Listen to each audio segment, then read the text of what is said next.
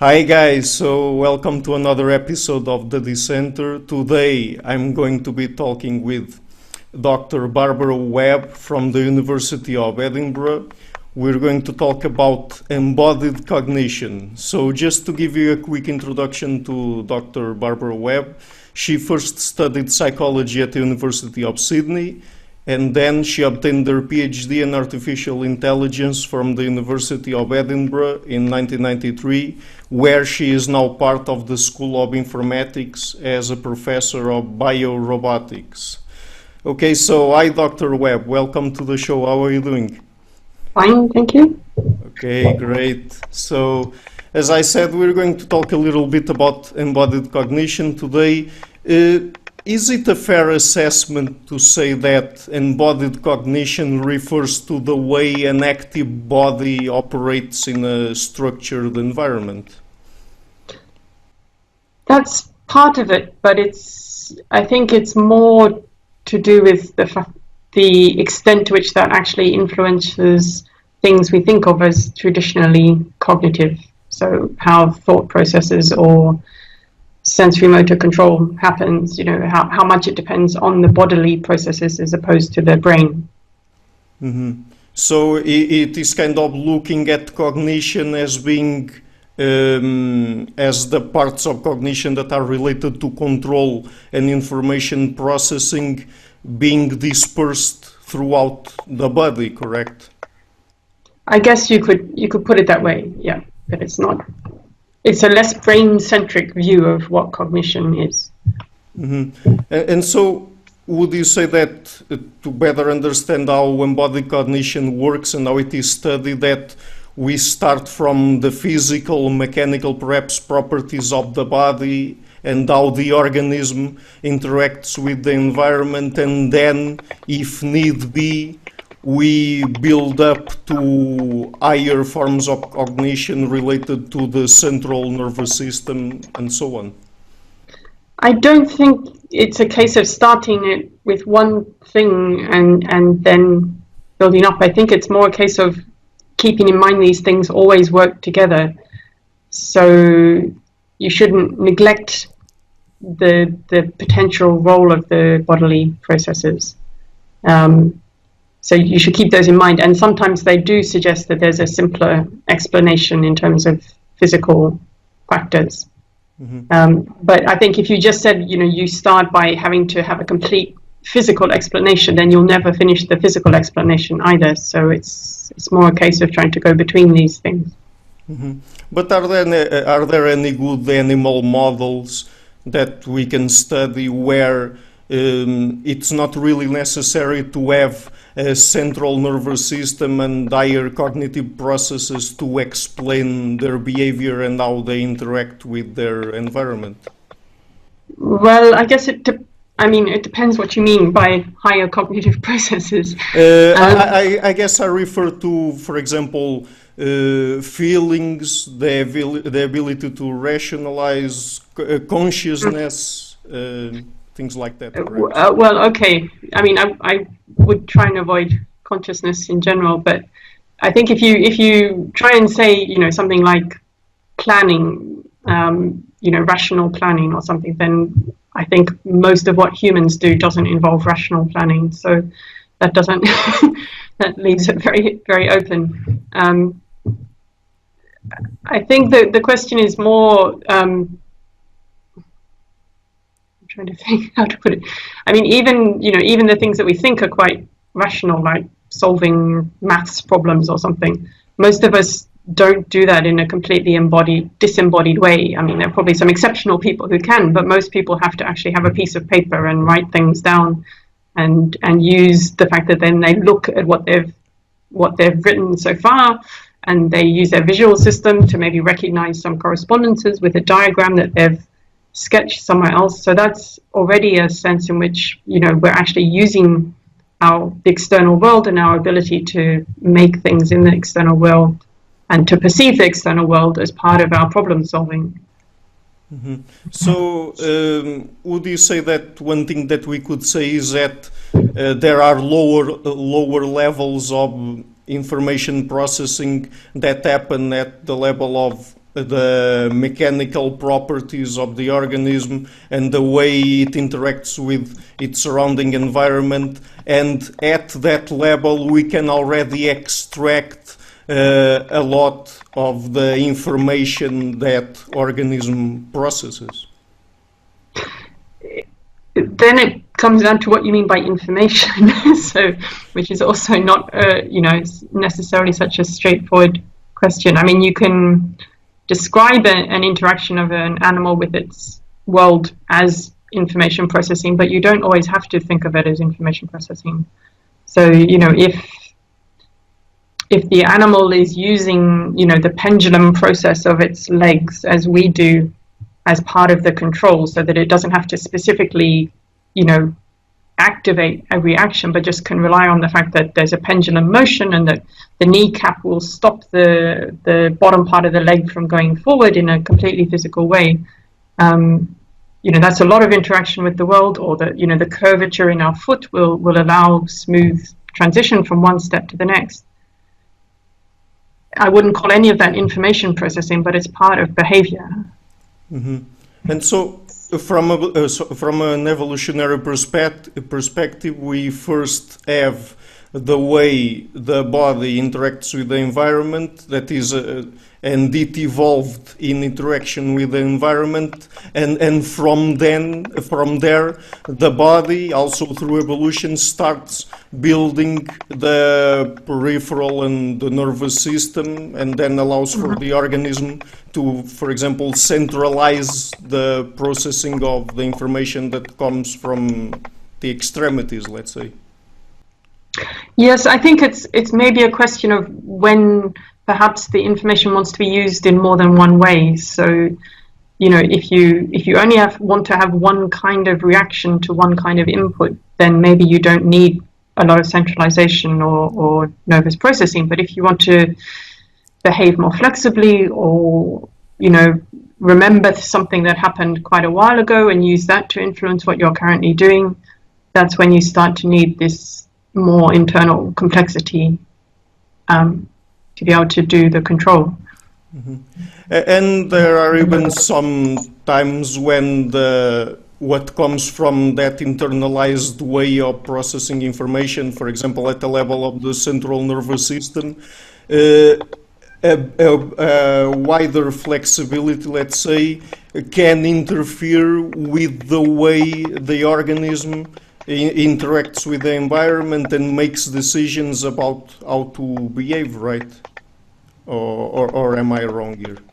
I guess that can happen, that sometimes you can overthink things, if that's what you mean. It gives you the greater flexibility, but sometimes you lose some robustness because of that, or you may make mistakes, because of that. Mm-hmm. So there are quite a lot of organisms that we could use as an as examples, as models about how they themselves, without really centralizing information from what they can get from their environment, they can really exhibit complex behaviors, mm-hmm. right? Yes, I guess I'd say that's true, that there's plenty of examples, yeah. Again, it's what you mean by a complex behavior is not straightforward, but so I study insect behavior. Mm-hmm. So insects do have somewhat centralized nervous systems, but on the other hand, it's not, I don't think they're doing complex planning in their heads about what they want to do, but they're still able to do pretty well in the world. So if you think of bees, for example, the fact that they can, navigate to and from sources of food, and they can tell other bees about the sources of food, and they can come up with efficient routes to go between different sources of food and to know, which flowers are open at which time of day. That's quite a lot of capability, I think, you can see there. Mm-hmm. And it's still, it's not, they have a brain, and it's a centralized brain, but it's not a very big brain. Yeah, and there's also good examples coming from, for example, ants, right? The way how they can get cues and signals from the environment, and they work only with that information, right? To build complex structures, for example.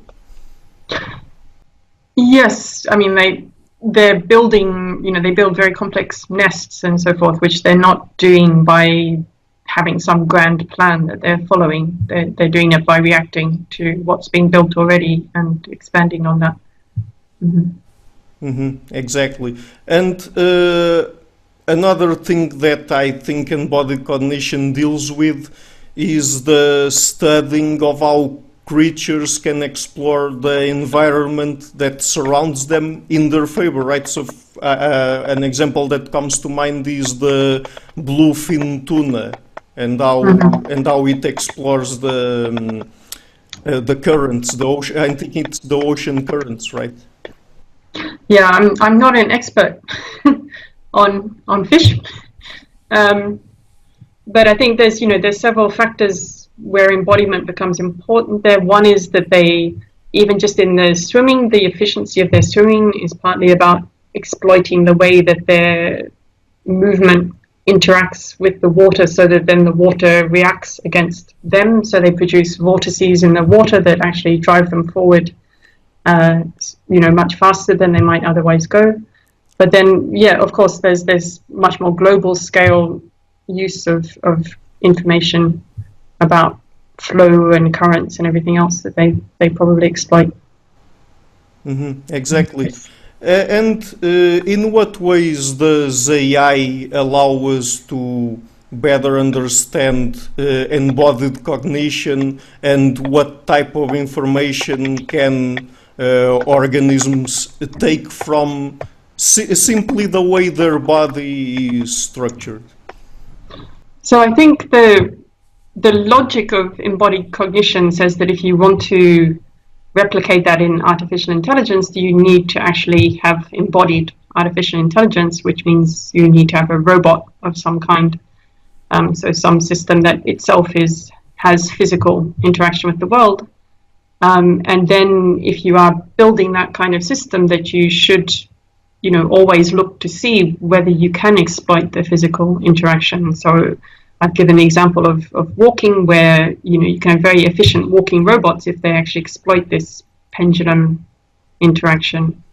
But there's lots of other examples where you can just, by changing the type of camera angle you have, you maybe can get information that really changes what you're capable of doing. So again, if we go back to insects, they usually have almost 360-degree vision, and that makes them actually very, very good at using the horizon line as a cue for navigation. And by just kind of trying to align themselves with what they saw before, they can do very efficient navigation without actually having an internal map.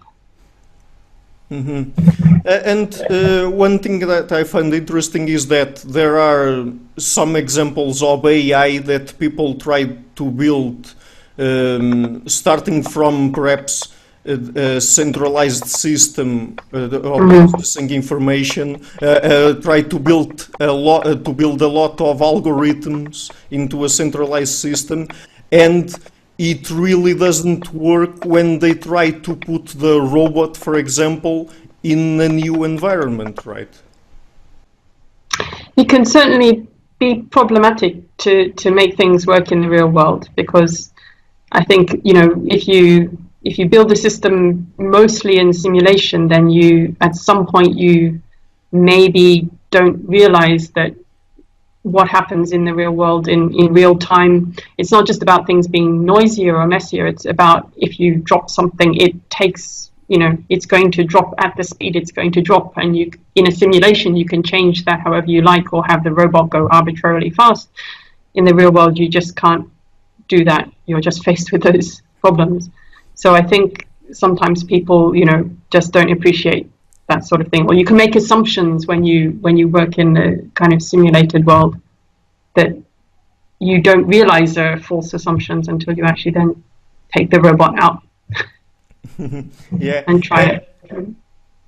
Yeah, sorry, you were going to say. No, it's fine. Yeah, go ahead.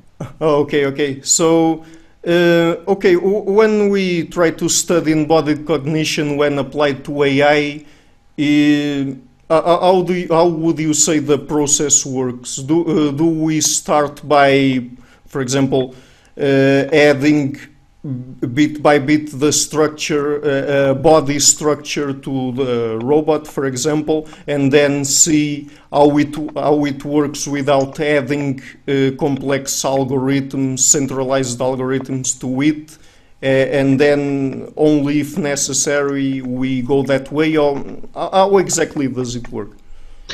It depends on what task you're addressing, I think, because we can't build a complete AI in one go. So I think I certainly like the philosophy that says we should try and build complete sensory motor or action, input output action loops in the first instance. So it's important to try and develop maybe start with a reflex, and then the reflex can become more complicated and depend on learning and so forth and so on. But that you actually have a real perceptual input, so you're getting information, directly from the world, and the robot has to make some action which has some effect on the world, and also typically has some effect on what its next input is, so that you have this closed loop construction. And I think that's, at least in my philosophy of approaching these things, that's how I would do it. So I think it's better to build a complete, maybe simplified sensory motor loop and then add another and another, than it is to try and do something very complicated just at the input, or just at the output, or just in the middle where you're doing the cognition. Mm-hmm. So, but when we try to study cognition in terms of embodied cognition, or even when we try to use AI to better understand how cognition works in biological systems, it's a two-way street, right? So the way we build AI is at least partially informed by what we know about the cognition of a specific organism, but the way we put AI to work can also inform us about how natural cognition could work, right? Yes, I think there's two things there, because I think there's probably more, depending on the problem, there may be lots of solutions that are not found in nature, but are really good solutions, and maybe better solutions than nature can come up with. And if your aim in AI is just to solve the problem, then you may not want to, have any, it doesn't matter in the end, whether it's a natural solution or not.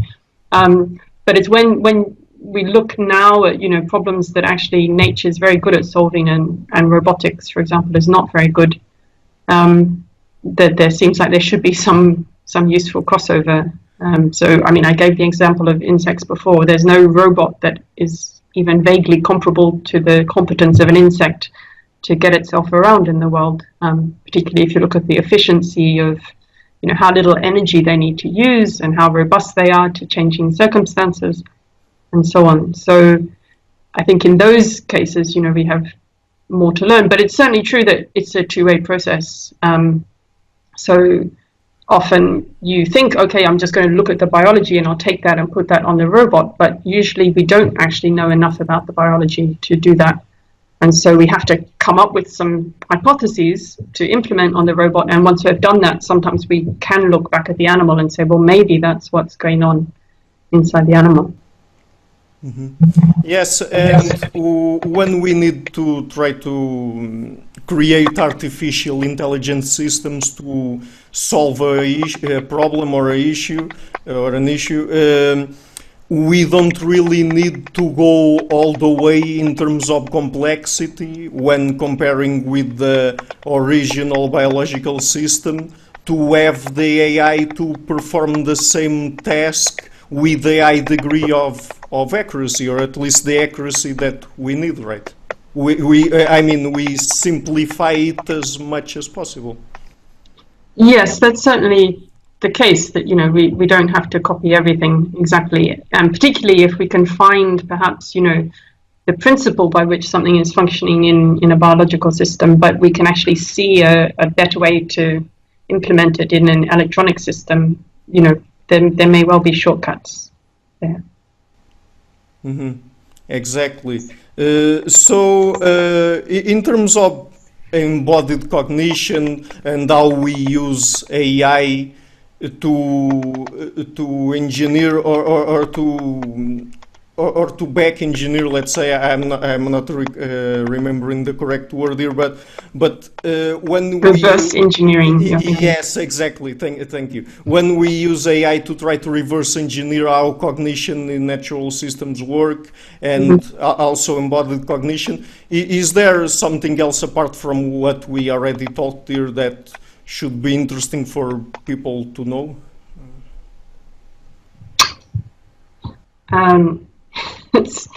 It's a big question. I guess I would say, you know, it's always an issue that you might come up with, you know, a solution on a robot and that seems to give you the same behavior as the animal, but you never know for sure that that's how the animal does it. And what people tend not to do is to go and look for another solution. But I think it's really powerful. If you want to really understand the animal, if that's your purpose, then it's powerful to come up with as many different solutions for your robot as you can, and then to say, okay, now which one of these is actually the one that matches best what we see in the animal, rather than to just, once you've got one solution, you know, assume that you've got the right one.